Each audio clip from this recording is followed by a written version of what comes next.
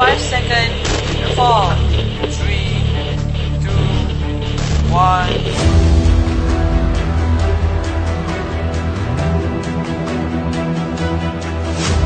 Dalam segmen Tanya Jakim, mengikut prosedur auditan, ini mungkin sensitiviti di kalangan peserta macam mana nak melahirkan orang yang beribadah bimbingan, kita memberikan nasihat.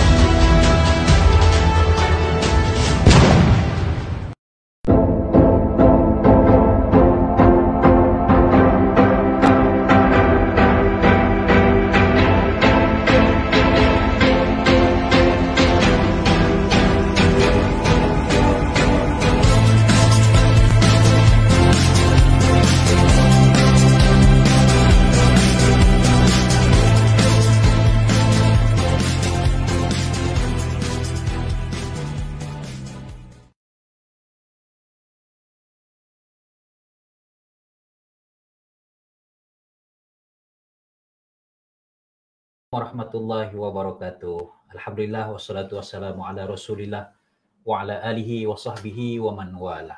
Bertemu lagi kita dalam segmen Tanya Jakim live di FB page Jakim. Hari ini Selasa 16 Mac 2021 bersamaan 2 Syakban 1442 Hijri. Dan sudah 2 Mac ini tinggal beberapa hari saja lagi kita akan memasuki Ramadan 1442 Hijri.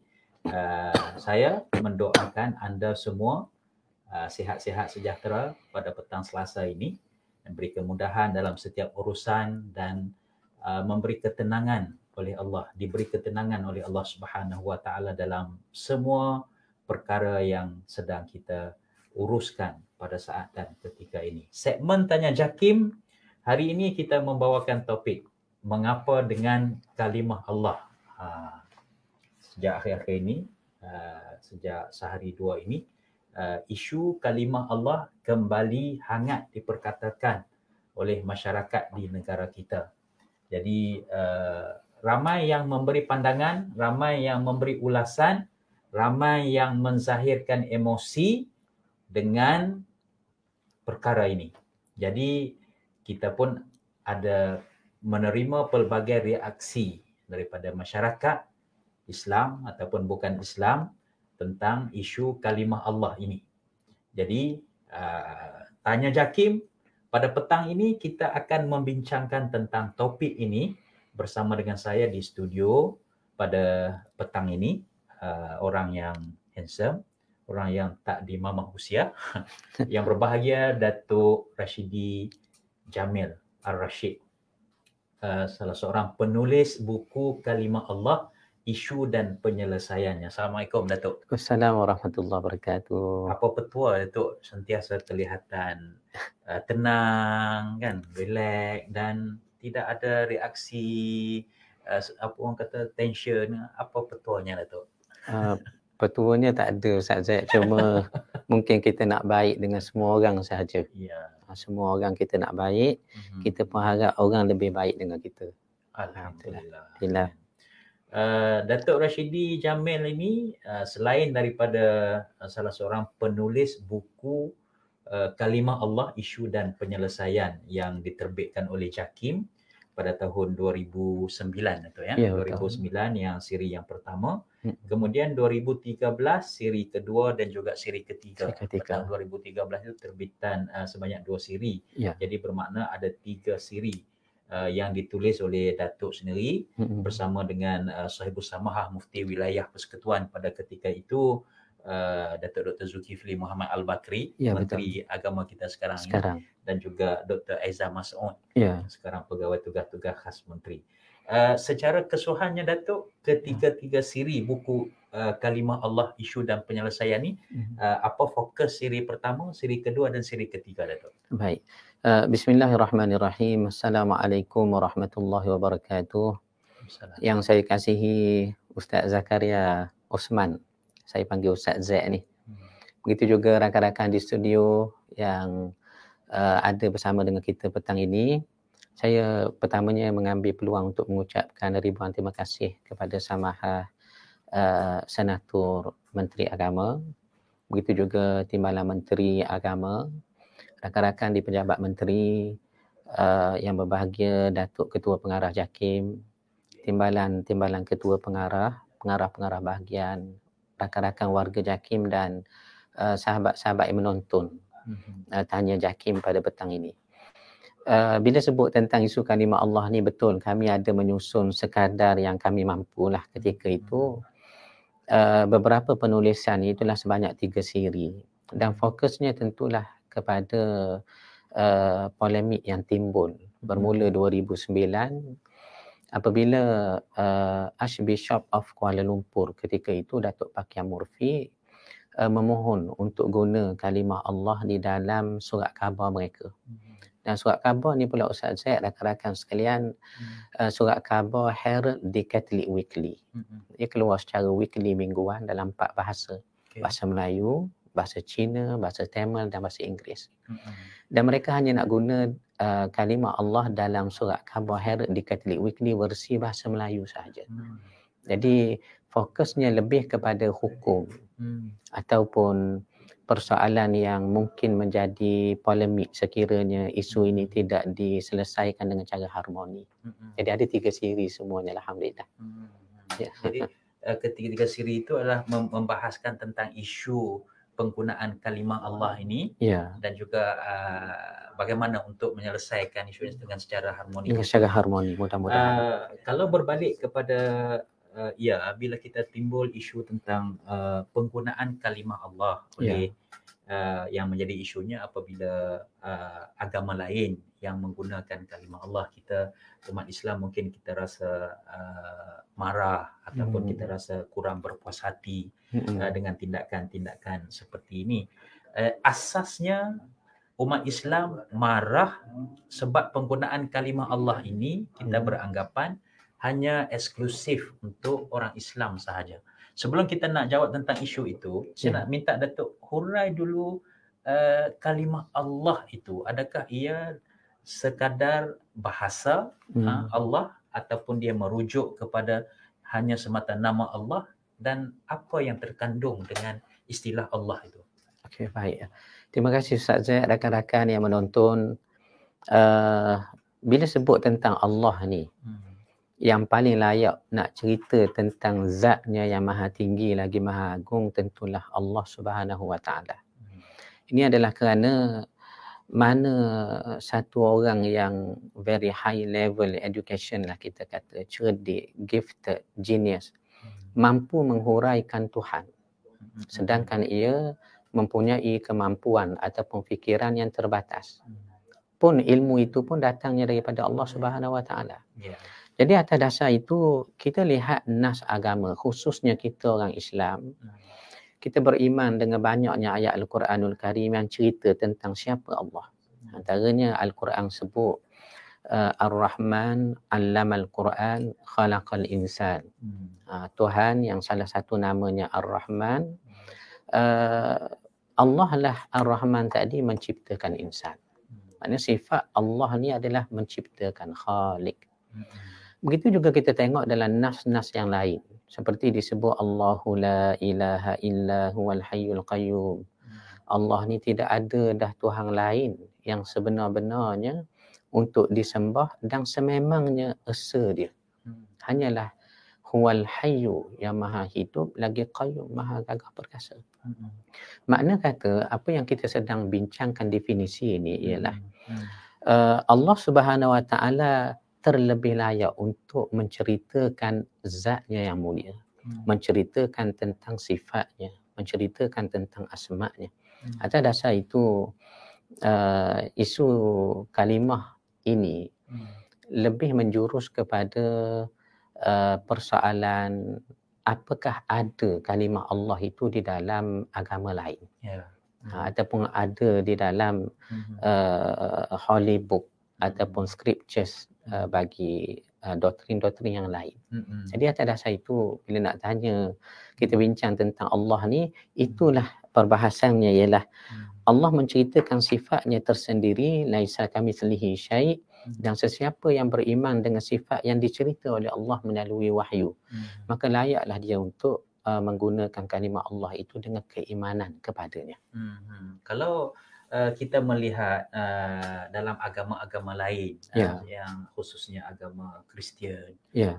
agama Sikh juga, mereka juga menggunakan istilah Allah. Mm-mm. Dan mengikut apa perbincangan maklumat yang kita terima, kalau Kristian di Timur Tengah, di Mesir, di Jordan, Ya. Ustaz dulu pernah di Mesir, Di Mesir. di Mesir. Kita lihat adakah benar di dalam kitab-kitab agama mereka turut menggunakan nama Allah merujuk kepada Tuhan mereka? Ya, baik. Sidang penonton yang dirahmati Allah sekalian, bila sebut isu ini tentu kita akan kaitkan dengan Kristian. Yang Kristian pula bukan semua aliran. Apa yang berlaku dalam negara kita ini adalah tuntutan daripada Kristian beraliran Katolik. Jadi soalnya, apakah layak mereka guna kalimah Allah itu semata-mata kerana berpandukan kepada aliran Kristian di tanah Arab, seperti Kristian Ortodok, seperti Kristian Koptik dan lainnya. Pertamanya dari sudut penghujahan nas ataupun dalil daripada kitab-kitab suci mereka, memang kita akui orang-orang Arab Kristian ni dia holy book dia, yakni Al-Kitabul Muqaddas, kitab Bible dia dalam bahasa Arab memang guna kalimah Allah pun. Alif, lam, lam, ha, Ustaz ya. Memang ditulis begitu.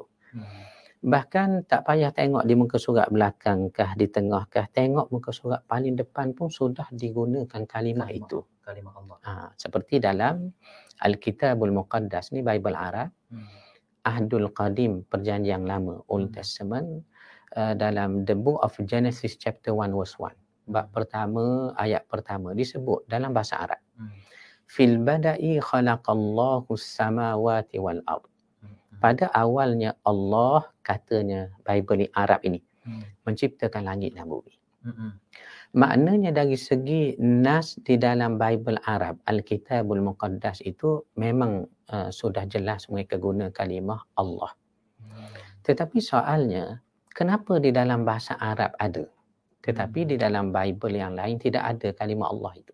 Dan jangan kita lupa, sedang penonton sekalian, Ustaz Z, Bible ini sama ada kita sedar ataupun tidak, sudah diterjemahkan ke dalam 2000 bahasa. Sudah diterjemah dalam 2000 different languages, 2000 bahasa di dunia. Dan bahasa Arab adalah salah satu bahasa yang diterjemahkan Bible itu. Di samping bahasa Melayu kita ada, Bible Melayu kita yang diberi nama Alkitab Berita Baik itu. Itu sudah kita maklum dah. Tetapi dalam Arabic Bible memang jelas ada kalimah Allah itu. Soalnya, kenapa mesti refer kepada Arabic language? Itu sahaja soalnya. Pada saya, isu ini sebenarnya boleh diselesaikan dengan tuntas dari sudut penghujahan akademik. Adapun soal penghakiman, soalnya perundangan, sudah ada ahli-ahli kita yang lebih mahir dalam bidang itu. Apa yang kita bicarakan di pentas JAKIM petang ini lebih menjurus kepada nilai penghujahan akademik. Jadi, kalau kata nak guna kalimah Allah kerana ada dalam Bible Arab, kita tentu menimbulkan sedikit persoalan. Pengalaman peribadi saya, Ustaz, setelah terlibat dahulu ketika masih bertugas di JAKIM, bahagian penyelidikan akidah, ketika itu saya terlibat di kamar perbicaraan isu kalimah Allah ni di Palace of Justice kita, Putrajaya. So, bila tak lama duduk dalam kamar perbicaraan, saya keluar sekejap. Dan ketika itu berkesempatan saya bersua satu orang pimpinan Kristian, seingat saya Most Reverend Peter, seingat saya ya. Jadi Most Reverend ni kalau kita mufti lah. Jadi saya mengambil kesempatan bertanya, bercakap untuk melihat Bible point of view, Christian point of view, kenapa nak guna sangat kalimah Allah ini. Maka saya kata, Father, kenapa agaknya Katolik di Malaysia ini nak guna kalimah Allah? Maka beliau dengan sopan, baik sangat orangnya Ustaz ya. Ustaz Z beritahu pada saya, dia kata, Rashidi, ini setelah berkenalan, memang kami nak guna kalimah Allah. Tetapi kami tidak menyinggung, menyentuh Islam dan Al-Quran kamu. Soal kami nak guna, memang kami nak guna. Tetapi tidaklah kerana nak menyinggung Al-Quran kah, nak apa menyinggung hati orang Islam kerana Allah tu ada dalam kitab suci mereka kah? Tidak. Sebaliknya kami nak guna kalimah Allah ini kerana memang dalam Bible Arab kami sudah disebut lama dah Allah. Maka saya bertanya semula pada beliau. Saya kata, Father, kenapa awak mesti refer kepada Arabic language? Sedangkan original language, bukan original book. Original book kita bagi keyakinan sudah tak ada. Original language penulisan Bible itu bukan Arabic language. Maknanya kalau kita nak refer kepada hujah mereka nak guna kalimah Allah sebab dalam Bible Arab ada Allah, tidakkah bahasa asal mereka ketika ditulisnya Bible, sama ada perjanjian lama, Ahdul Qadim, Old Testament, dan ditulisnya perjanjian baru, New Testament, Ahdul Jadid itu, bukan menggunakan bahasa Arab? Tidak. Sebaliknya, sidang penonton sekalian, bahasa lain. Old Testament ditulis dalam Hebrew language. Bahasa Hebrew, bahasa Yahudi. Ada yang mengatakan Aramaic language, bahasa yang lebih lama. Dan New Testament pula ditulis dalam Greek language. Soalnya, dalam Hebrew language, dalam Aramaic language dan Greek language, apakah orang-orang Hebrew, Aramaic, Greek, bila panggil Tuhan, mereka panggil dengan kalimah Allah? Adakah mereka panggil Ya Allah? Tidak. Kerana dalam bahasa Hebrew, kalimah Tuhan yang dipanggil, diguna pakai dalam ritual, dalam sakramen, dalam ibadat mereka, mereka tak panggil Allah, Ustaz Zaid, sidang penonton sekalian. Mereka panggil apa dia? Mereka panggil L. L-E-L. That's why adanya kalimah Ismail, Israel, Daniel, Daniel tu. Merujuk kepada Tuhan. Merujukkan kepada Tuhan mereka, L. Dan terkadang mereka panggil Eloh. Ada beberapa rakan Kristian kata Eloh ni boleh jadi Allah dalam bahasa Arab. Saya kata tidak. Eloh dalam Hebrew adalah ilah di dalam bahasa Arab. Sedangkan ilah dengan Allah dalam bahasa Arab kita sangat jauh beza. Jadi terkadang mereka panggil El, terkadang mereka panggil Eloh, terkadang mereka panggil Elohim. Ditambahnya kalimah him, hamim, him. Him ni dalam semangat bahasa Yahudi dan juga bahasanya orang bahasa Arab kita ialah lafaz plural. Makna lafaz plural kerana terlalu agungnya Eloh tadi disandarkan kepada plural for respect. Sebab tu bila Al-Quran sebut inna nahnu nazzalna dzikra wa inna lahu lahafizun, sesungguhnya kamilah yang menurunkan Quran dan kamilah yang menjaganya. Kami di sini, lafaz nahnu di sini dalam bahasa Arab, kita tak panggil jamak 3 ke atas, banyak. Kerana kita tahu Allah ni satu, kul huwallahu ahad, Esa. Tetapi di sinilah terdapat keindahan bahasa Arab dan keindahan bahasa Yahudi yang asal daripada sulbi Ibrahim belaka Bani Ismail dan Israel ini. Iaitulah plural dalam bahasa kami ada 2 jenis. Plural for numbers, 3 ke atas, jamak, dan plural for respect. Yang keagungan kepada Allah, keagungan kepada Tuhan. Maka that's why mereka panggil Elohim. Dan kadang mereka panggil Yahweh. Y-H-W-H, capital letter. Yahweh. Dan kelima mereka panggil Adonai. Mereka panggil Adonai. Ini di dalam bahasa Hebrew. Soalnya, adakah Eloh, Elohim, Yahweh, Adonai sama bunyi dengan Allah? Ustaz Zaid. tak sama bunyi. Itu saya kata kepada sahabat-sahabat. Even di dalam original language pun kalimah Allah itu tidak ada. Hatta bunyinya hampir sama pun tidak ada. Ada satu rakan daripada Kristian. Saya ramai kawan-kawan Kristian baik mereka ni. Daripada Singapura. Saudara Vincent. Dia pernah beritahu pada saya kalau dalam Old Testament original language Hebrew dan Aramaic tidak ada kalimah Allah, boleh jadi dalam Greek language yang digunakan untuk menulis perjanjian baru, New Testament. Maka saya kata lagi teruk kalau dalam Greek language. Kerana dalam Greek, orang-orang bercakap bahasa Greek, mereka tak panggil Tuhan tu Allah. Mereka panggil Theo. Ya, Theo. That's why kita belajar teologi. Ilmu pengkajian terhadap ketuhanan Theo. Ada setengah penyelidik kata bukan Theo tetapi Theos, ada S di belakangnya. Tak apalah Ustaz Zaid, Theo kah ataupun Theos kah, tetapi jauh bunyinya dengan Allah. Tak sama langsung. Tak sama. Dan Syekh Rahmatullah Al-Hindi ini satu ulama besar dalam dunia komparatif muqaranah. Beliau menulis dalam karyanya Izharul Haqq, dan karya ini dikaryakan pada tahun 1915. Beliau ada menukilkan katanya, selain daripada Theo dan Theos, panggilan Tuhan dalam bahasa Greek, orang yang bercakap dalam bahasa Greek ni dia setuju. Kalau Tuhan tu Tuhan sebenar dalam bahasa Greek, mereka akan panggil Hotheos. Hotheos. Dan kalau Tuhan tu Tuhan palsu dalam bahasa Greek, mereka akan panggil Tuhan palsu dalam bahasa Greek dengan kalimah Tontheos dan Tintheos. Jadi soalnya, adakah Eloh, Elohim, Yahweh, Adonai, Theos, Hotheos, Tontheos, Tintheos sama bunyi dengan Allah? Tak sama langsung. Tak sama. Jadi atas dasar itu kita tanya kenapa? Itu yang balik soalan kita petang ini. Kenapa kalimah Allah? Adakah dari segi kepercayaannya, Datuk? Ya. Penganut Kristian ini, mereka yakin dengan Allah itu, Allah seperti mana kita yakin Allah itu yang Esa.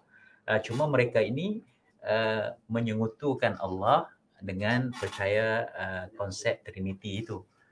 Adakah kepercayaan mereka sebab keyakinan mereka dengan Allah itu ya, dan cuma silap mereka ini adalah kerana pensyirikan berlaku dalam agama mereka? Ya, baik. Bila bercakap tentang doktrin Christianity, perbezaan paling ketara dengan kita ialah isu mentauhidkan Allah.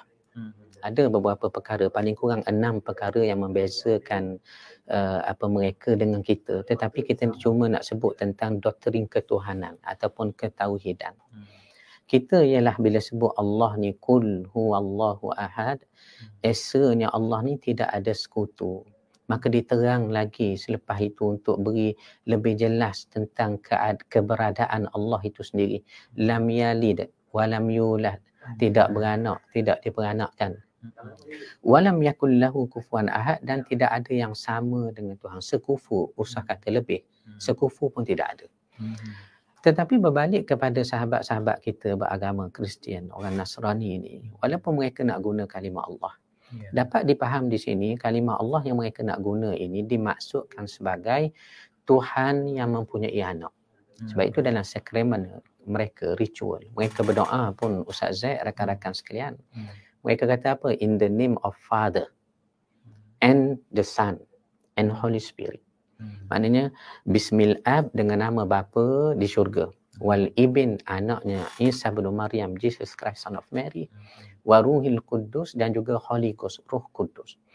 Mana 3 keadaan ini, walaupun mereka kata bukan 3 Tuhan, banyak rakan-rakan termasuk sarjana Kristian pun menerangkan benda yang sama. Kami percaya satu Tuhan. Tetapi dalam 3 oknum, yakni 3 kepribadian. Father in heaven is God, Son is God, and Holy Spirit is God, but they are not 3 God. One God, satu Tuhan. Soalnya di sini tidak akan sama sekali dengan keyakinan, dengan prinsip kita. Sebab saya katakan, bila Al-Quran sebut lam yalid wa lam yulad, tidak beranak, tidak diperanakkan. Kita buka dalam Bible orang Kristian, rukun iman yang paling besar mereka pegang di dalam The Gospel of St. John, chapter 3 verse 16. Ada disebut tentang Allah ni yang mereka nak guna ni adalah ayah, bapa kepadanya Nabi Isa. Dan lebih dahsyat daripada itu, Isa ini pula anaknya yang dilahirkan sendiri. Apa disebut dalam Nas John 3:16? For God so loved the world. Kerana Tuhan sangat sayang manusia di atas bumi yang sudah ada original sin, dosa yang diwariskan daripada dosa pertama Adam dan Hawa buat dulu. That he gave his only begotten son. Sebab itu dia kirimkan anak tunggal dia yang dia lahirkan sendiri. Jadi adakah kita nak kata Allah yang kalaulah takdirnya minta jauh lah, tiba-tiba mereka diberi guna? Kalau tidak ada kesedaran, kesepakatan di kalangan orang Islam dalam penghujahan yang harmoni, harmoni bersama rakan-rakan Kristian ini, tentu menimbulkan polemik yang lebih besar. Dan pada saya Ustaz Zaid, di sini sebenarnya satu ruang untuk orang Islam dan orang Kristian sendiri pun memerhatikan kitab mereka dan melihat rupa-rupanya bahasa Yahudi ni bahasa asal bagi Isa bin Maryam, kerana Nabi Isa ni orangnya Yahudi. Ya. Itu yang kita kata tadi. Apakah sesuai mereka guna Allah, sedangkan Allah ni bahasa Arab, sedangkan Injil ini diturunkan kepada Isa bin Maryam dalam bahasa Isa, sedangkan Isa bukan Arab tetapi Yahudi. Dan kita dah sebut bahasa-bahasa Yahudi tadi yang merujuk kalimahnya kepada Tuhan. Di sini ada peluang untuk orang Islam dan juga orang Kristian memerhatikan kitab itu sendiri. Semangat bahasa Yahudi dan juga Arab yang penuh dengan metafora dan kiasan. Sebenarnya Ustaz Zack, bila sebut anak Allah ni dalam Bible, dia bukan nak menunjukkan Allah beranak. Dia nak menunjukkan Allah lahir, Allah melahirkan. Tidak. Kerana kalimah anak Tuhan dalam Bible ni bukan sahaja diungkapkan kepada Nabi Isa, tidak. Tidak diungkapkan kepada Nabi Isa semata-mata. Contoh kalau kita tengok dalam perjanjian lama, seingat saya, rakan-rakan kalau saya silap tolong betulkan. Dalam the book of Exodus, chapter 7 verse 1, ada disebut, kami kirimkan Musa, kononnya Allah berfirman pada Musa, aku kirimkan engkau Musa kepada Firaun sebagai Tuhan. Sebagai Tuhan. Jadi kita nak kata Musa itu Tuhan? Tidak. Dalam 2 Corinthians chapter 4 verse 4 pun sebut benda yang sama. Apa dia kata? Iblis adalah Tuhan pada zaman ini. Dah kita nak kata Iblis itu Tuhan pula dah. Ini kita panggil metaphorically, kiasan. Begitu juga anak Tuhan. Ada disebut dalam the book of Exodus, katanya Allah mengikut Taurat, mengikut perjanjian lama, Israel my son, even my firstborn. Israel itu adalah anaknya, anakku, bahkan anak sulungku. Kemudian kita buka pula dalam Jeremiah sebab 31 ayat 9, sekali lagi disebut oleh Allah, Ephraim my son, even my firstborn. Ephraim anakku, bahkan anak sulung. Jadi kalau kita nak pegang tanpa metafora, mana Allah ada anak ramai. Bukan Isa bin Maryam saja. Israel anak Tuhan, Ephraim anak Tuhan. Bahkan sekali lagi kita akan bertemu dengan contradiction. Apa dia? Adakah Israel even my firstborn, anak sulung saya? Tiba-tiba dalam Jeremiah menyebut Ephraim even my firstborn, anak sulung saya. So ada berapa ramai anak sulung pula. Di sini saya katakan bukan contradiction dalam Hollywood itu. Tetapi keindahan bahasa Yahudi, keindahan bahasa Arab yang mesti difahami dalam konteks semangat bahasa itu sendiri. Jadi tidak akan timbul isu penggunaan kalimah Allah ini. Kalau mereka faham Allah, apa maksud sesuai dengan bahasa dan semangatnya, termasuk metaphorically tadi. Maksudnya sama sekali penggunaan kalimah Allah oleh orang Islam tidak akan menyamai apa yang agama lain yang guna. Lebih-lebih lagi pihak Kristian yang berusaha untuk menggunakan kalimah Allah kerana keyakinan mereka dengan Allah itu tak sama dengan apa keyakinan kita sebagai umat Islam. Terima kasih atas penjelasan Datuk Rashidi Jamil sebentar tadi. Banyak sangat begitu respect ketinggian ilmu Datuk, lebih-lebih lagi dalam memahami perbandingan antara agama Islam juga dengan agama-agama lain, khususnya Kristian ini. Terima kasih juga kepada rakan-rakan yang menyaksikan secara langsung ketika ini ya. Alhamdulillah, terima kasih banyak kami ucapkan kepada Siti Fatimah Muhammad Noor. Alhamdulillah, Hairul Abdul Hamid. Sedangkan Rasulullah SAW sendiri menyuruh kita berbeza dengan mereka. Betul. Ahmad Ikram, bolehkah Datuk ulaskan tentang metod missionary Kristian yang telah gunakan kontekstual teologi dalam usaha dakwah kepada orang Melayu di Nusantara dan kaitan dengan kalimah Allah? Itu nanti Datuk akan jelaskan nanti ya, tentang penggunaan kalimah Allah bagi tujuan missionary. Terima kasih rakan-rakan yang lain yang sama-sama menyaksikan.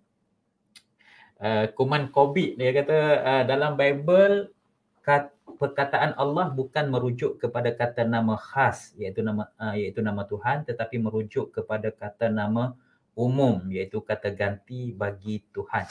Kerana itu dalam Bible ada tertulis Allah Allah. ia bukan merujuk kepada konsep Trinity tapi merujuk kepada Tuhan yang selain daripada Tuhan bagi agama Kristian, yakni Jesus.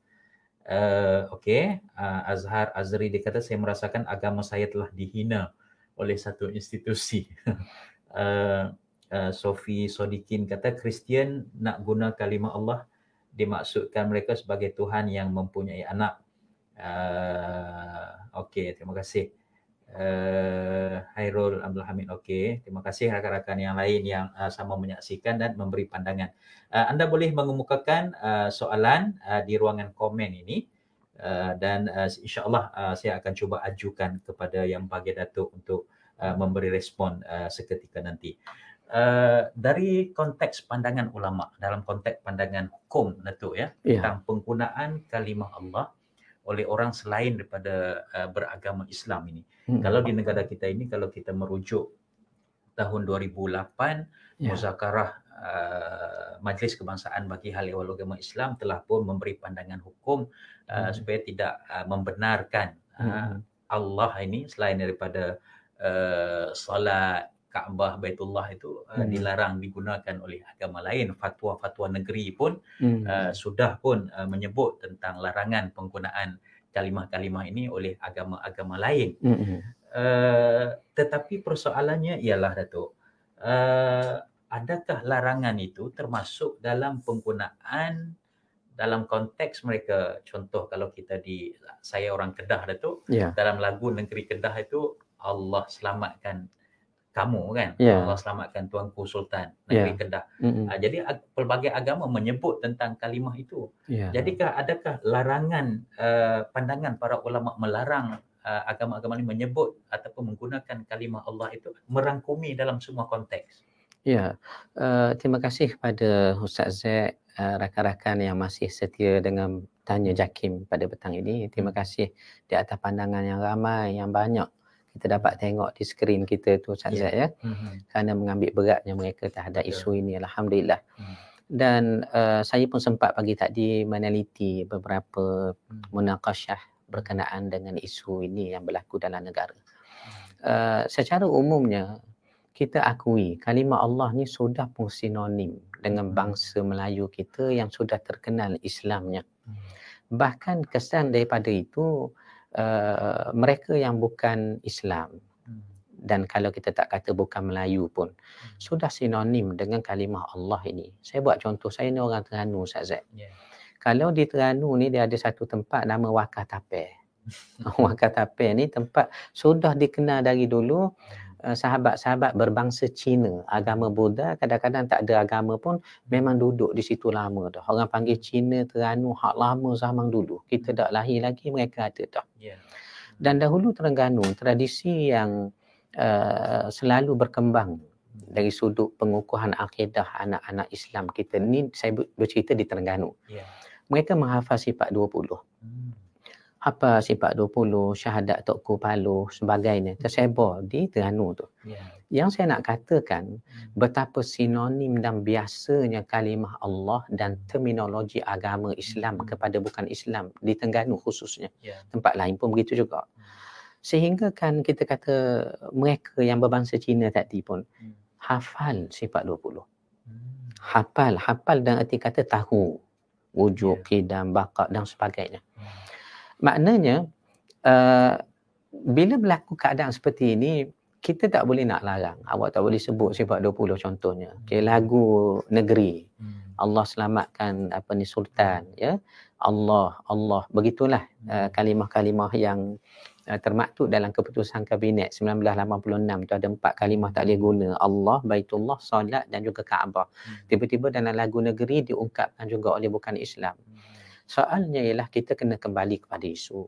Isu kita ni ialah penggunaan kalimah Allah dalam surat khabar Herald di Catholic Weekly ataupun bahan bercetak.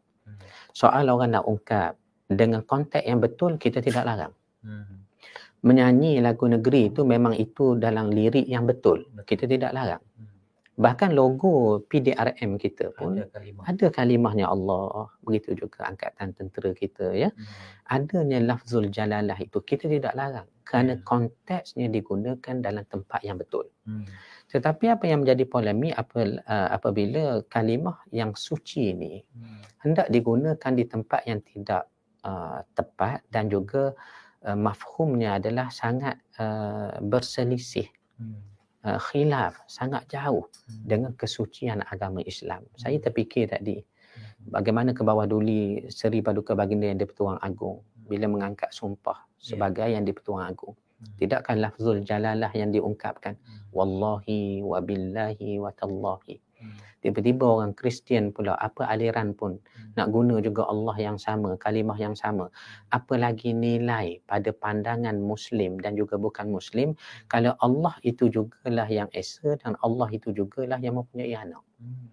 Dan kepada rakan-rakan Kristian saya selalu sebut, kenapa perlu guna kalimah Allah? Dan saya bertanya, siapakah ikutan yang paling tepat, paling jitu, paling patut mereka ikut? Tak lain tak bukan Isa bin Maryam. Apa pun konsep mereka, definisi mereka terhadap Isa bin Maryam, son of God, anak Tuhan dan sebagainya, itu satu perkara lain yang perlu masa yang lain untuk dibincangkan.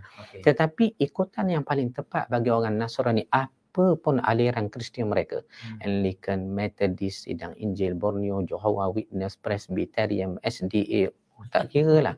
Tetapi mereka akan sepakat mengatakan Isa bin Maryam, Jesus Christ son of Mary.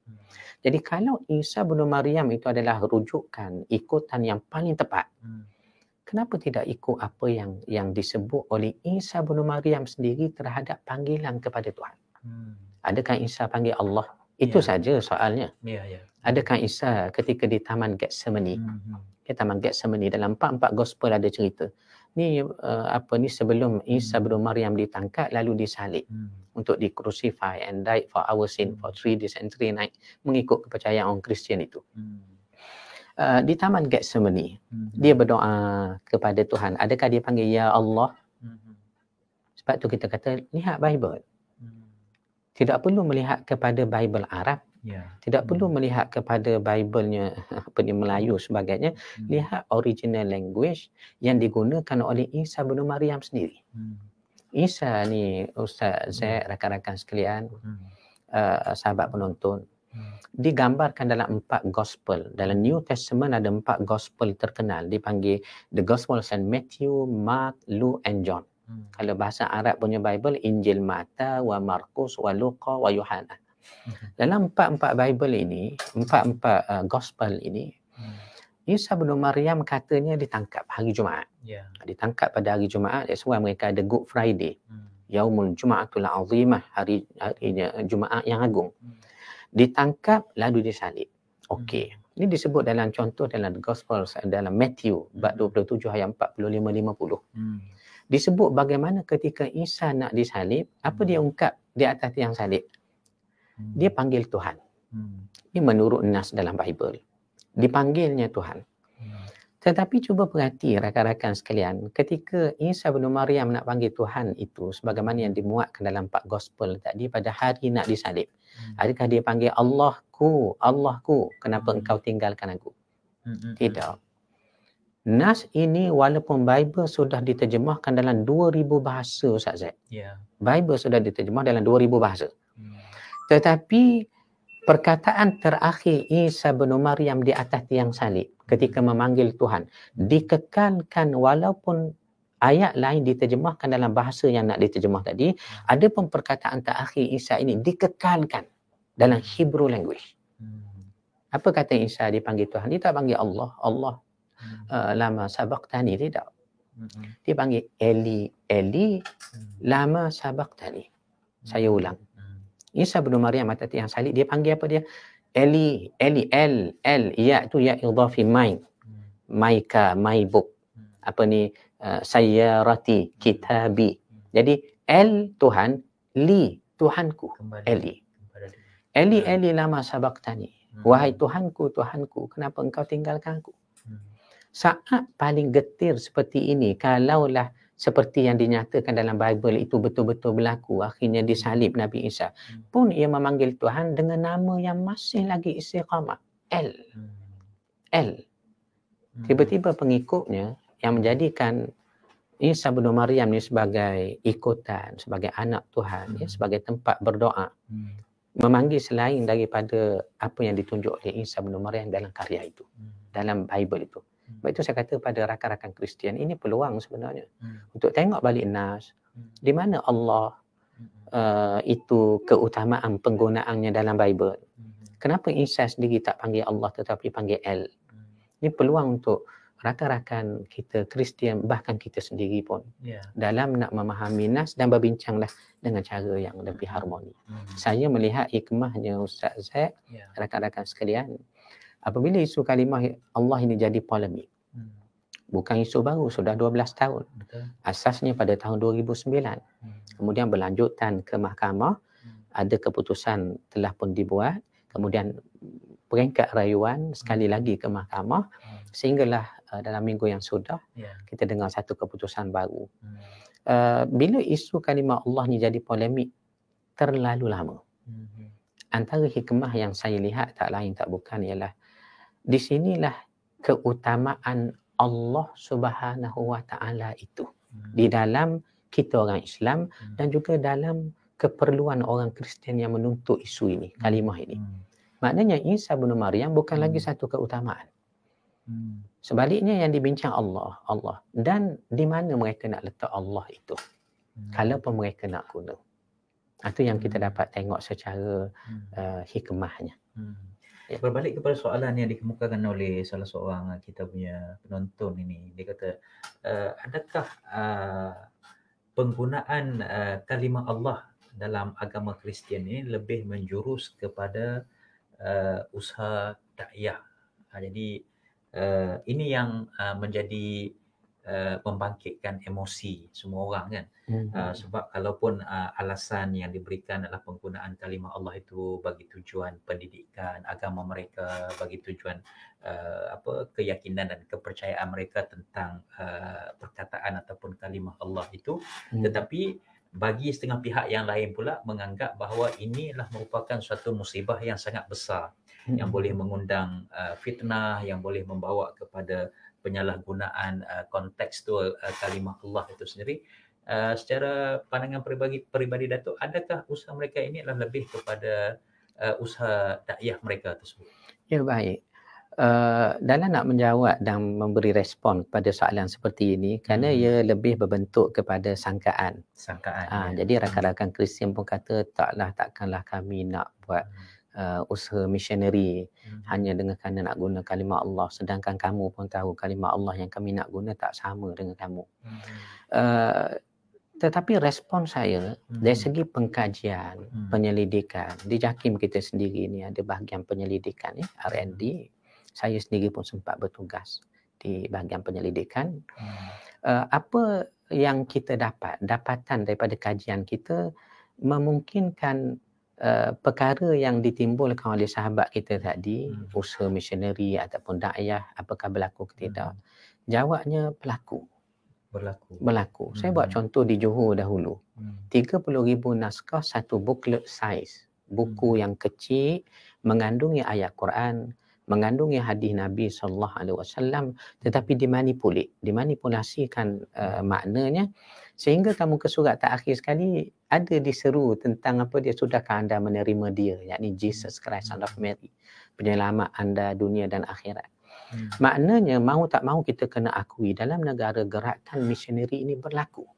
Sama ada secara langsung ataupun tidak. Ini di Johor 30,000 naskah dan sudah keluar pun dinyatakan dalam akhbar ketika itu pada tahun 2006. Begitu juga usaha-usaha kristianisasi yang lain yang kita dapati seperti di Putrajaya tak lama dahulu. Penyebaran DVD 5 Pillars of Islam. Satu khutbah penginjil missionary, evangelism. Dia menyampaikan khutbah tentang Islam kita. Itu yang unik tu. Dia bercakap tentang 5 pillars of Islam. 5 rukun Islam. Maka dibahas, disyarah mengikut keperluan, mengikut kefahaman beliau dan dikait dengan kitab suci itu. Saya sempat menonton DVD itu. VCD itu.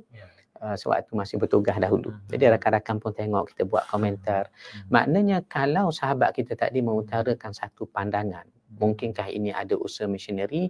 Kita katakan ya, kerana sudah terbukti beberapa peristiwa berlaku dalam negara dan dapat tangkis terhadap isu ancaman dan juga dakwah yang mereka lakukan. Cuma tinggal lagi Ustaz Zaid. Bila sebut tentang kalimah Allah ni, nak diguna kalimah Allah tadi, tidakkah orang Kristian bimbang? Kalau mereka guna Allah dan terjemah Allah di dalam Bible mereka, tidakkah ia akan membawa salah faham kepada orang Kristian sendiri? Saya buat contoh. Dalam The Gospel of Saint Mark chapter 12 of 29, bab 12 ayat 29. Ada disebut begini, Isa bin Maryam bercakap dengan apostle of Jesus Christ, yakni Hawariyun, 12 orang. Apa Isa kata? Ya Bani Israel, isma'u ya Bani Israel, ilahuna wa ilahukum ilahu wahid.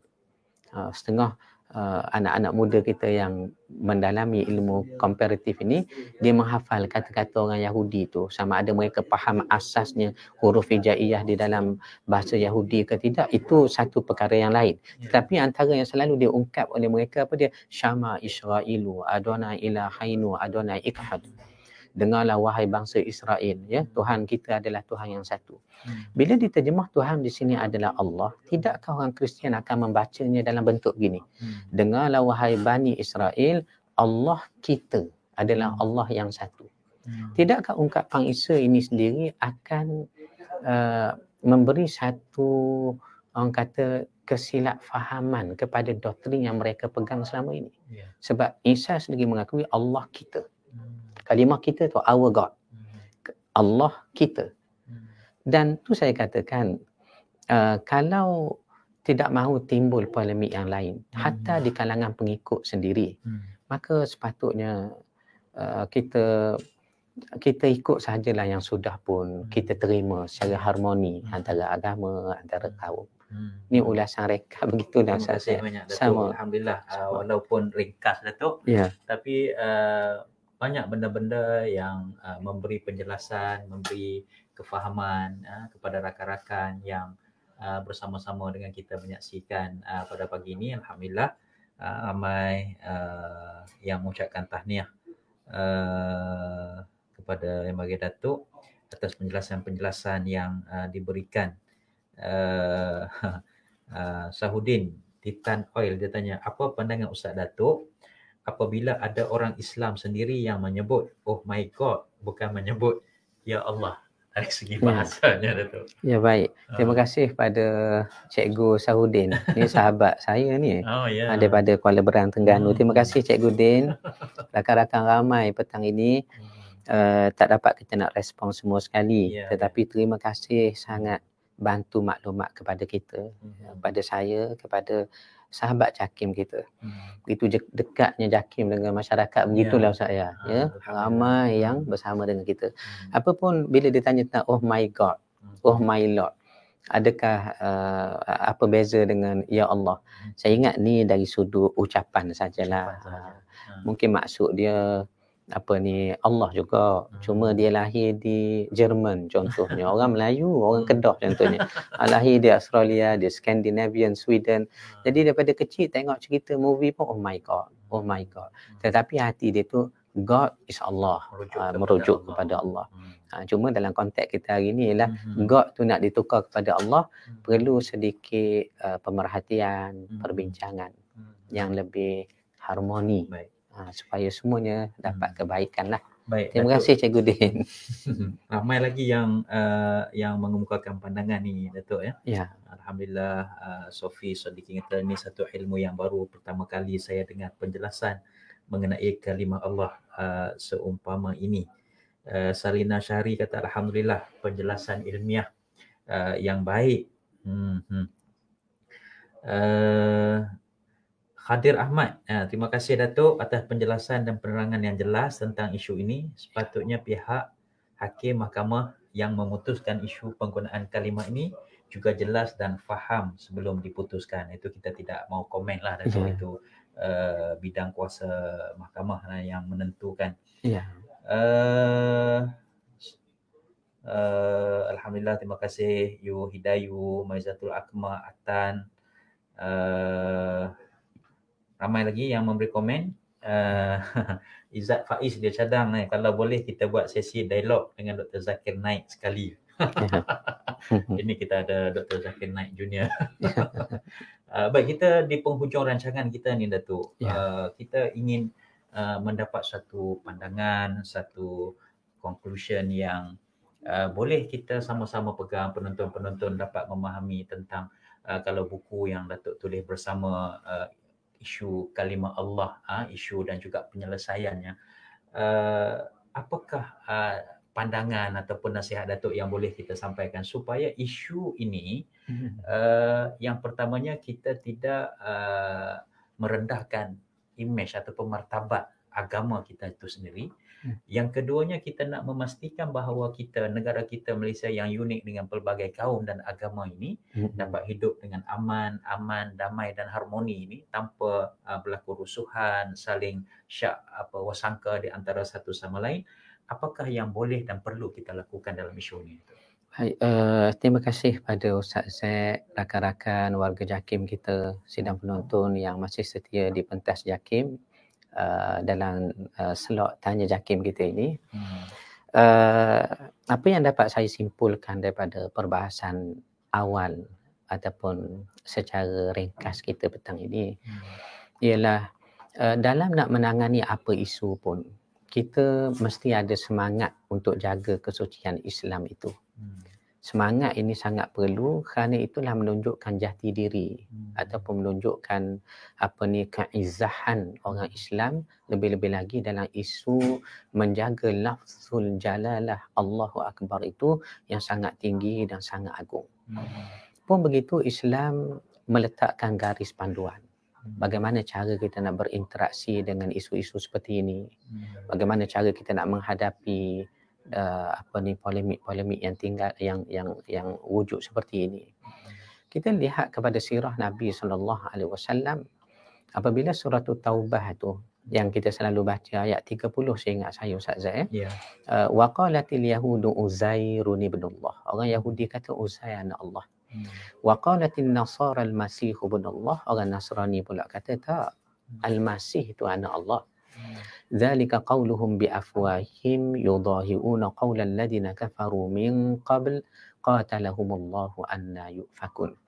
Ayat ni bila kita tengok kepada sebab nuzulnya, ada disyarahkan, dihuraikan tafsirnya.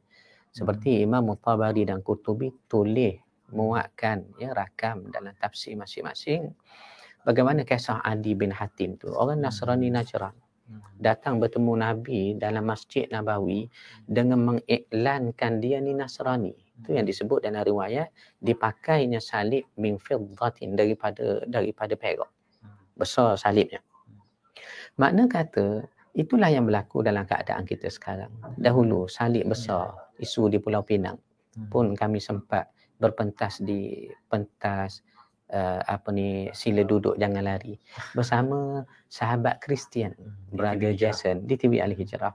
Pun ada di kalangan orang Kristian pun tidak setuju. Maknanya kita ada orang yang sederhana, di kalangan mereka pun ada orang yang mahu kebaikan. Jadi di sinilah Islam meletakkan garis panduan, kita mesti jaga Islam, keizzahan antaranya lafzul jalalah ini, tetapi dengan caranya, dengan keindahan Islam itu sendiri. Jadi Adi bin Hatim dialog dengan Nabi, ringkas ceritanya masuk Islam. Antara sebab masuk Islam kata Adi, kerana ketenangan yang kami lihat ada pada Rasulullah SAW menunjukkan benarnya ia. Dan juga kalau kita tengok dalam riwayat itu, bagaimana penghujahan yang Nabi guna tidak mengecikkan hati orang, tidak. Dalam suasana harmoni, tetapi teguh, utuh. Sebab itulah perkara batil ini dia tidak akan bertahan. Melainkan yang hak akan memimpin dan menghapuskan kebatilan, tetapi dengan cara yang ditunjuk oleh agama, oleh Nabi SAW. Tapi ada juga yang tidak mahu Datuk, seolah kita terlalu berlembut, seolah kita terlalu memberi air muka, menjaga hati dan perasaan mereka, tapi mereka tidak mahu menjaga hati dan perasaan kita. Macam mana kita nak memberi ketenangan kepada rakan-rakan kita di luar sana? Ya, rakan-rakan di luar sana sebenarnya saya tak kata tak bagus, semangat yang kuat. Contoh orang tanya, Tok, apa ni kalaulah kita dapat tangkap peragut, ya, orang perempuan tu dah jatuh berdarah, muka dah luka apa, boleh pukul ke tidak? Kadang bila ditanya tu di masjid ataupun secara live, jadi takkan kita nak kata pukul. Tentu kata Ustaz Datuk Rashidi berfatwa pukul tidak. Kita kata jangan, hantar pada polis dulu. Tetapi ni secara jenakanya lah. Kadang-kadang rakan-rakan polis pun tengok bila banyak sangat penjenayah. Hari-hari kes penjenayah benda yang sama. Kalau kita tanya pun boleh tak pukul, dia tak kata pukul. Tetapi kalau boleh, biarlah dulu, orang kampung pegang dulu ke, ikat di tiang, gigit di kerengga dulu ke. Maknanya kadang-kadang perlu generasi seperti ini. Seperti NGO kita. Mereka begitu tegas, semangat. Kita sangat hargai dan terima kasih. Kadang mereka ni sebagai satu sayap yang terkadang menjadi bata untuk kita berpaut walaupun kita ada di atas mereka. Kerana setiap orang ada kemampuan dan fungsi masing-masing. Fungsi masing-masing dalam isu ini. Ya. Terima kasih banyak yang bagi Datuk Rashidi Jamil atas kesimpulan akhir, nasihat dan juga pandangan yang disampaikan oleh beliau dalam nada jenaka tetapi mempunyai maksud yang sangat berkinayah. Maksud dengan bahasa kiasan yang sangat tinggi untuk sama-sama kita faham, ya, semangat nak menjaga kesucian agama Islam itu adalah merupakan suatu yang mulia yang perlu ada dalam setiap jiwa Muslim demi memastikan agama itu tidak diperkotak-katikkan. Namun dalam masa yang sama, Islam juga mengajar kita dengan sifat mahmudah, sifat yang bertoleransi, sifat yang penuh dengan hikmah, kebijaksanaan, berstrategi. Dan kita harus yakin, kata-kata Datuk tadi, benda yang batil ini tidak akan kekal ataupun tidak akan bertahan lama dalam dunia kita ini dan dia akan dikalahkan dengan sistem yang berstrategi dan bersusun.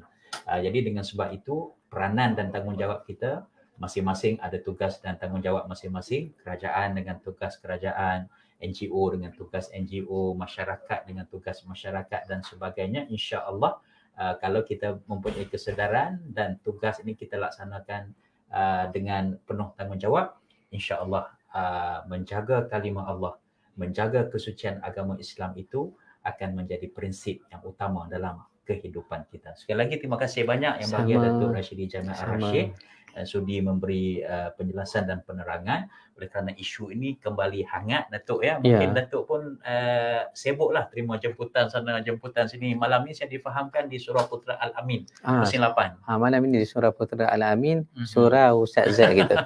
InsyaAllah, mudah-mudahan. Dan besok di TV Hijrah. Ya, malam besok. Besok Besok secara langsung di TV Hijrah bersama dengan Datuk Zainul Rijal, Peguam Muslim dan juga Sahibu Sa'adah Dr. Aizah Mas'ud. Dr. Aizah Mas'ud, pegawai tugas-tugas khas Menteri Agama kita. Ya. Jadi kita akan gerakkan lagi sesi penjelasan dan penerangan ini supaya masyarakat lebih faham tentang isu kedudukan yang sebenar supaya agar kita membuat tindakan yang sepatut dan sewajarnya. Alhamdulillah, terima kasih kepada rakan-rakan yang menyaksikan secara langsung di Facebook JAKIM yang turut disiarkan oleh Facebook rasmi Yang Berhormat Menteri kita. Alhamdulillah. Dan di mana saja anda dapat mengikuti kami. Terima kasih banyak-banyak atas sokongan anda. InsyaAllah kita jumpa lagi dalam segmen Tanya JAKIM pada siri yang akan datang dengan topik yang lain pula. Wabillahi taufiq wal hidayah. Wassalamualaikum warahmatullahi wabarakatuh. Waalaikumsalam warahmatullahi wabarakatuh. 5 seconds. 4, 3, 2, 1.